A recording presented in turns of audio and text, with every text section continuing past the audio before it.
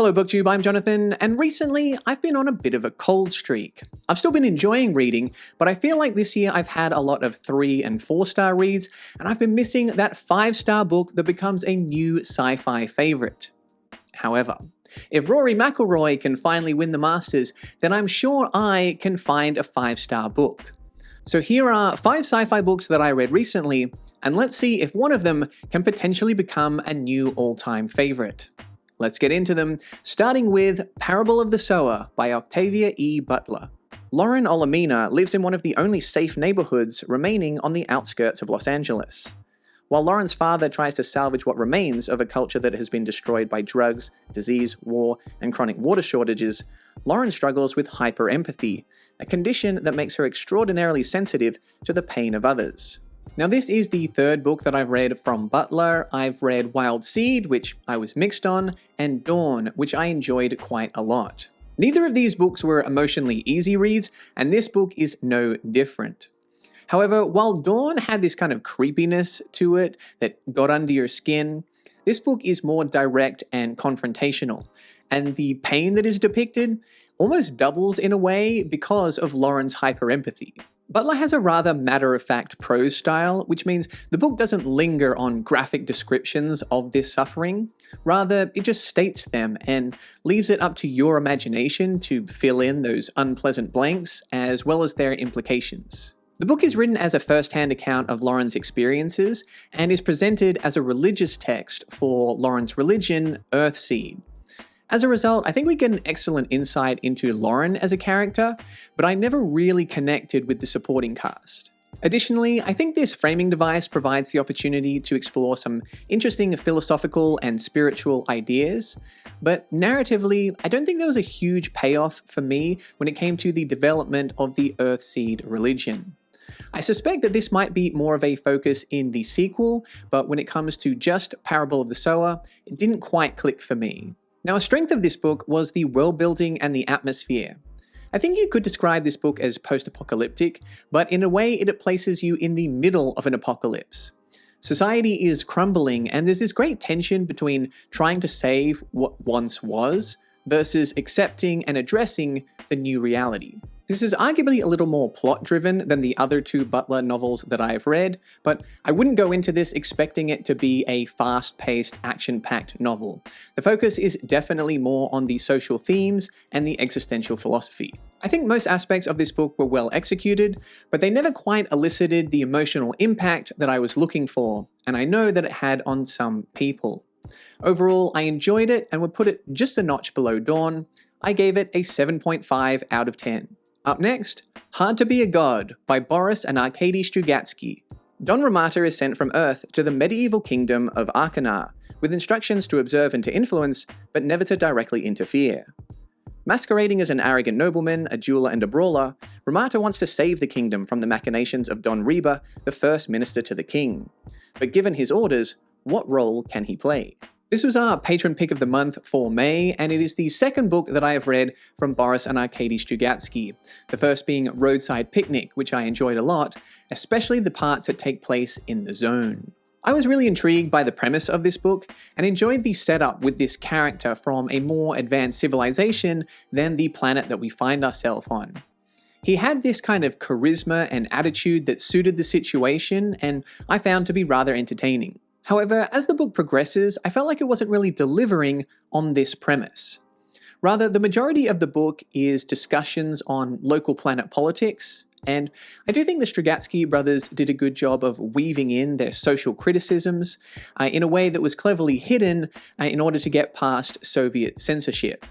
However, this wasn't really what I was wanting from this story. Fortunately, I think it pays off at the end, as I was emotionally invested in the outcome of this book. But ultimately, I don't really think of this as a science fiction book. Rather, it's more of a social commentary packaged in the form of a science fiction book, and as a sci-fi fan, I was just hoping that the sci-fi elements would be more relevant to the plot. I did also bump up against the writing style a little in this one, as I felt like some of the sentences felt like non sequiturs. However, I'm going to give the Strugatsky brothers the benefit of the doubt on this one and assume that the prose flowed a little more clearly in the original Russian language. In the end, I like this book, but not as much as Roadside Picnic. I gave it a 7 out of 10. And just quickly, before we get to the next book, YouTube called me the other day and I said, "What's up, YouTube?" And they said, "We're not on a first name basis. It's Mr. Tube to you." And that was a whole thing. But anyway, the point is, apparently only 21% of recent viewers are subscribed. So if you like science fiction, hit the subscribe button. Moving on, The Dispossessed by Ursula K. Le Guin. Shevek, a brilliant physicist, decides to take action. He seeks answers, questions the unquestionable, and attempts to tear down the walls that have isolated his planet from the rest of the universe. To do this means giving up his family and possibly his life.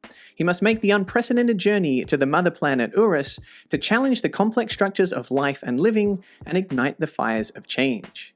So this is the third book I've read from Ursula K. Le Guin.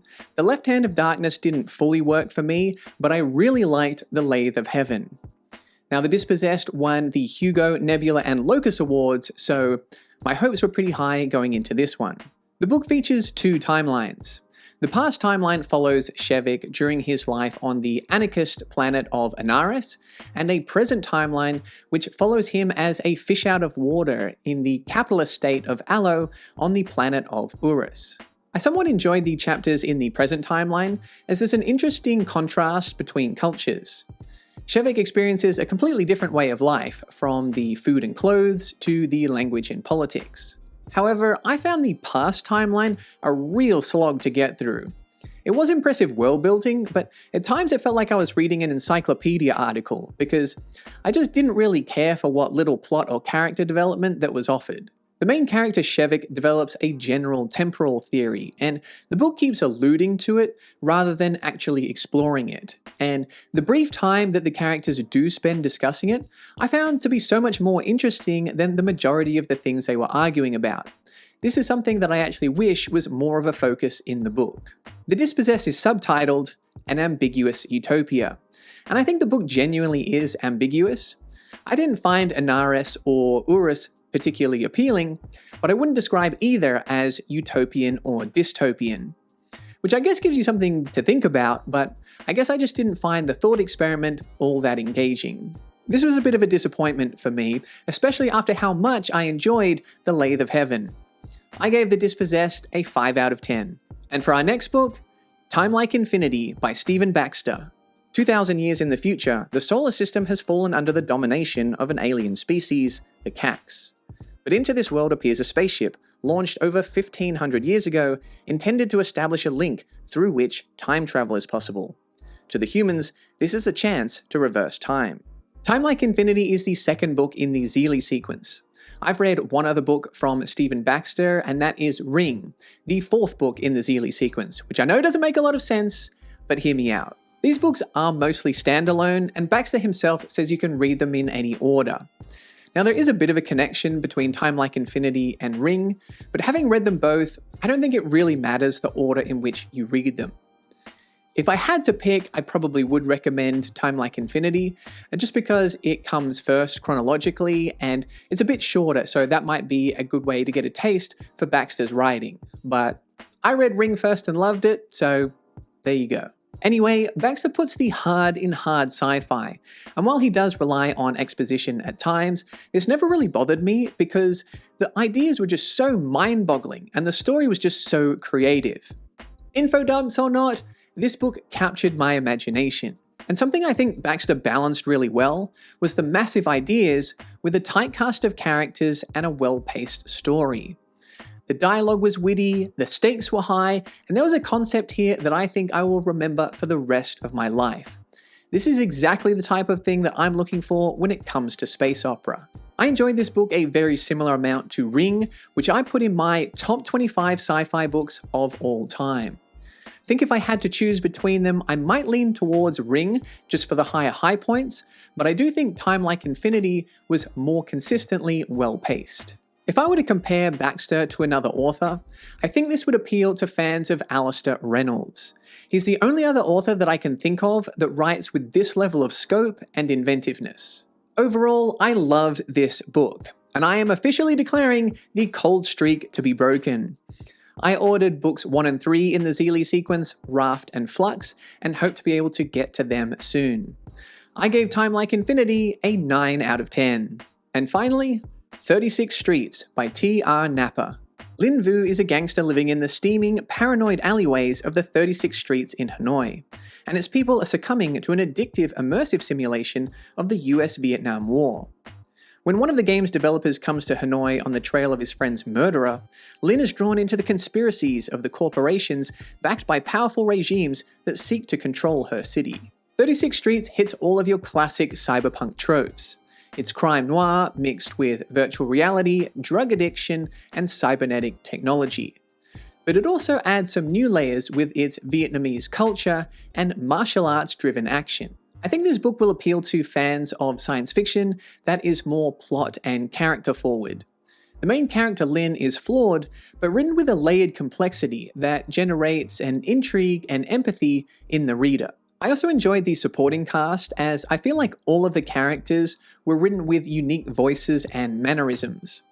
I remember thinking a couple of times that if this were to be adapted into a film, this would be a fun character for the actor to play.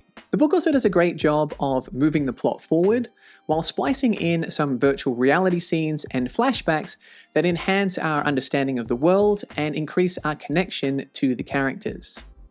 There's also some fun mysteries that I think lead to some excellent action set pieces. My only real complaint with this book is that I think some things are resolved a little too easily. I think some of the narrative threads in this book have setups that are great and payoffs that are good. Now, T.R. Napa is a fellow Australian. Australians, oh let us rejoice. But I promise I'm not being biased. I think a lot of people will enjoy this book. I gave it an 8.5 out of 10. So there you go, the cold streak has been broken and we read some good sci-fi books this month. Let me know some sci-fi you've read and enjoyed recently in the comments. I hope you enjoyed the video. If you did, smash or just gently click the subscribe button. And if you really enjoyed it, consider checking out the perks of becoming a Patreon member, where you can become one of my robots, androids, or cyborgs, like Nima, and New Eden, Half Ogre, Zakawe, Samil, and the Red Hot Colin. And you can find more sci-fi content over here.